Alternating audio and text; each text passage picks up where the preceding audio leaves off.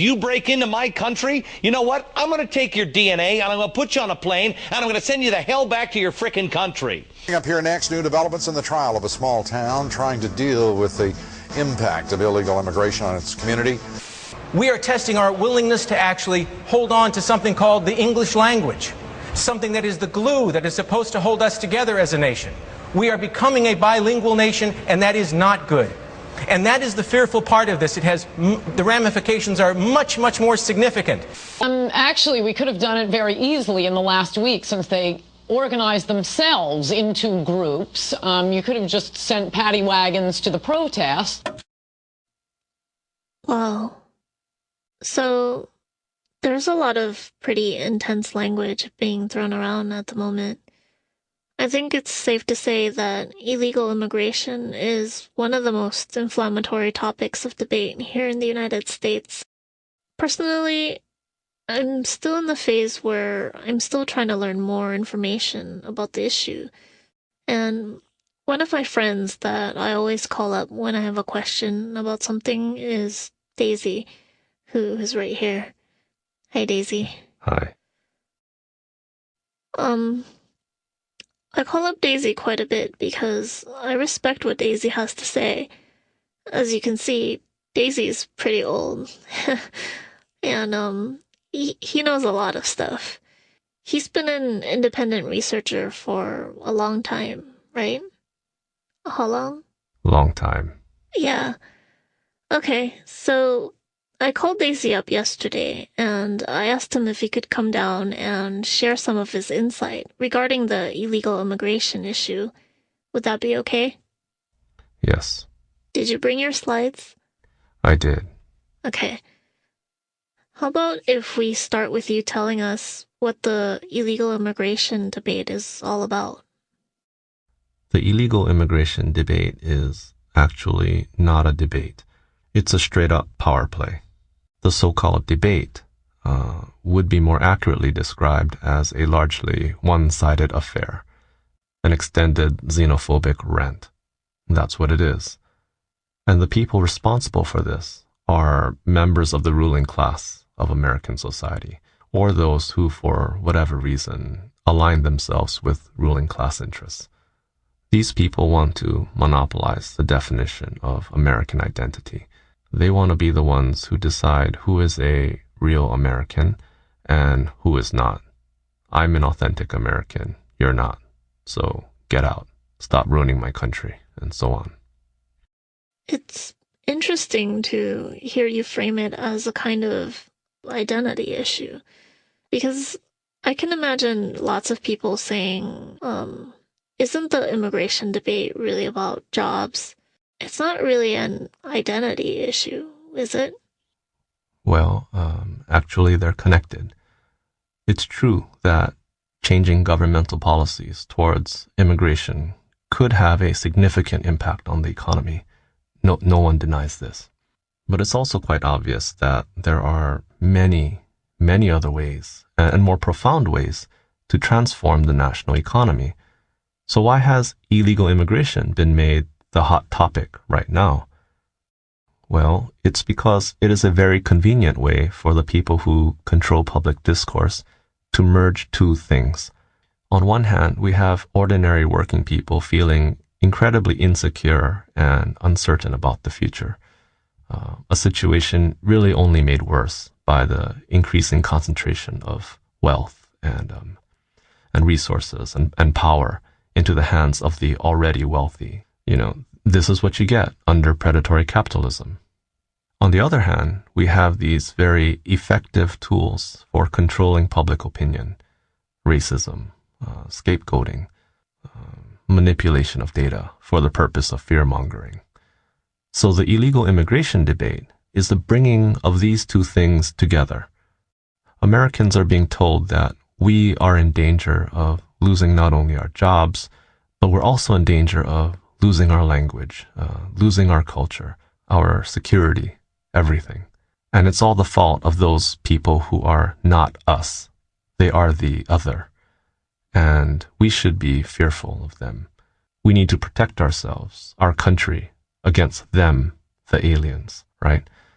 So this is the identity aspect that I was talking about. And what I'm saying is that this is basically a smokescreen. It's an act of misdirection. You get your average American workers all riled up that their jobs are being stolen by these illegal immigrants. Supposedly, these illegal immigrants are sucking the profits from our economy. They must be getting very, very rich. Of course, this is absurd. There are profits, but the big profits are not going to illegal immigrants, okay? They're also not going to the middle class. In actuality, a disproportionate amount of the nation's wealth is being systematically funneled towards the pockets of the richest of the rich. Even conservative economists agree on this. But you know, these self-appointed watchdogs of Americanism, they've actually been very successful in whipping up popular animosity towards these so-called illegal aliens. If you think about it, what they've been able to achieve is actually quite remarkable. They've basically taken a group of people from tremendously impoverished places, living extremely difficult lives, and they've successfully branded them as a bunch of criminal opportunists hell-bent at exploiting America's generosity, which is, of course, totally ironic since first world exploitation of the third world has historically been the driving force behind creating that poverty they're trying to escape in the first place. The lack of awareness or compassion is extraordinary. Okay, so who are the different groups involved? There are two major players in the current situation. In the first group, of course, there are those people who are currently being labeled illegal immigrants. Most of them are recent immigrants, most notably from Mexico. The second group are also immigrants, but they are immigrants who have been here longer, maybe 100 years, or maybe even going all the way back to the Mayflower or something like that. And actually there's a third group, a forgotten group that's been made practically invisible over the past 200 or so years, and that's the original native inhabitants of these lands. But of course, they're never mentioned because supposedly they are irrelevant to the discussion. So you're framing this current conflict as being primarily between two immigrant groups, the illegal immigrants and the more established immigrants? Yes. Let's approach this historically. The first colonial settlements were established in the New World in the 16th and 17th centuries. The people who settled these colonies were from Europe, plus their slaves. The definition of immigrant is a person who leaves one country to settle permanently in another. So these people you were showing on TV a few minutes ago, unless they are Native American, they are immigrants. They may have been here for a while, long enough to put themselves into positions of privilege, but they are the descendants of immigrants. The irony of immigrants calling for the deportation of other immigrants seems to be lost on everyone. What about the illegal part? I mean, as far as I understand it, no one's been calling for the deportation of all immigrants. The controversy seems to be over illegal immigrants, right? Again, let's turn to history. I'll give you a mini history of the United States in 2 minutes, okay? The United States started out as a colony. Everybody knows this. The people who came here to settle, they were from Europe. This is settler colonialism. For native people, the results were catastrophic. What happened to their land? Well, the settlers bought some of it, or simply killed them so that they could take it, or forcibly drove them off their land. I don't need to tell you this. I know you've studied this yourself. The information is there for anybody who wants to know and who has the stomach to read it.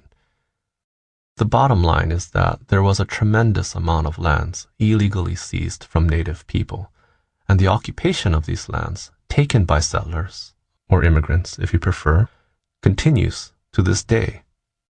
Much of what is commonly referred to as the United States is in fact an illegal occupation of native lands.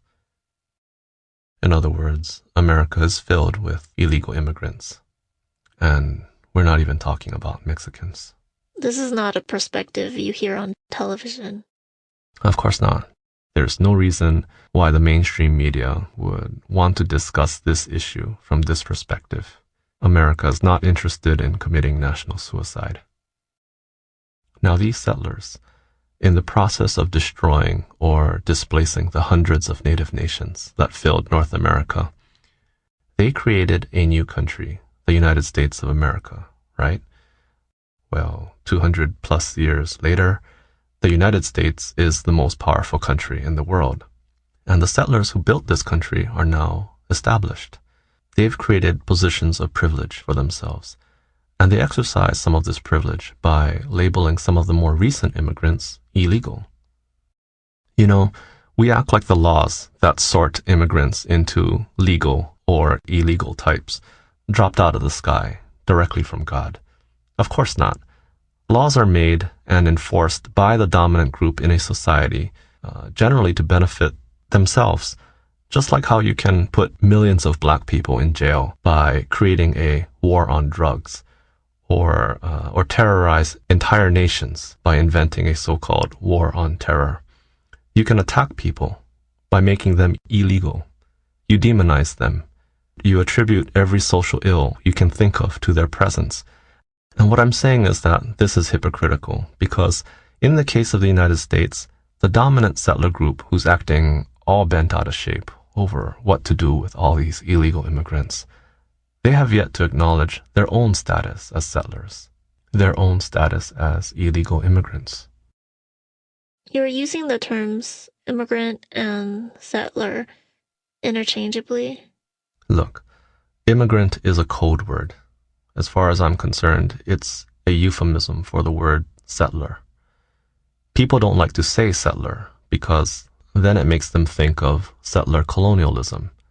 And of course, once you start talking about how settler colonialism works, you very quickly start questioning the legitimacy of a nation founded on the exploitation of native land. You start looking at the historical and moral ramifications of a nation whose very existence would be impossible had it not been for 500 years of genocide against native people. That's why people like the word immigrant instead of settler.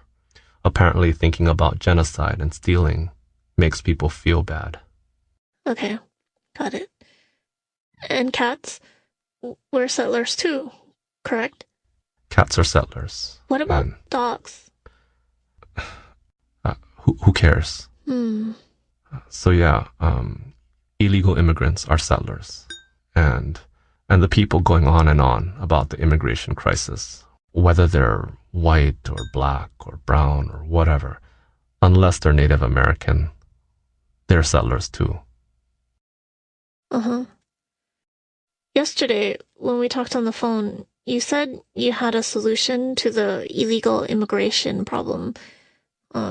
You said you could solve it in 5 minutes. Yeah, I did. Here's how it can happen. Let's say all the so-called illegal immigrants, I've heard figures like 15 or 20 million people. Let's say they all get together and decide to make a new nation. Doesn't matter what they call it. They can call it whatever they like. Give it a great name like the People's Democratic America or Freedom Land. The main idea is all these illegal people, they get together and they draft a constitution. They vote on it, approve it, and then they give themselves citizenship in this brand new country they just made. They don't even have to go anywhere. They just plop their new nation down right on top of the already existing one. If anybody in the old nation complains, just point to the new constitution and legal system you just made as proof of your legitimacy. It works. We know it works because that's how America came into existence. There it is. Problem solved. How is that a solution? What about, how's that fair for Native people? Now they have 2 nations on top of them. I didn't say it was a fair solution. I just said that I solved the illegal immigration problem.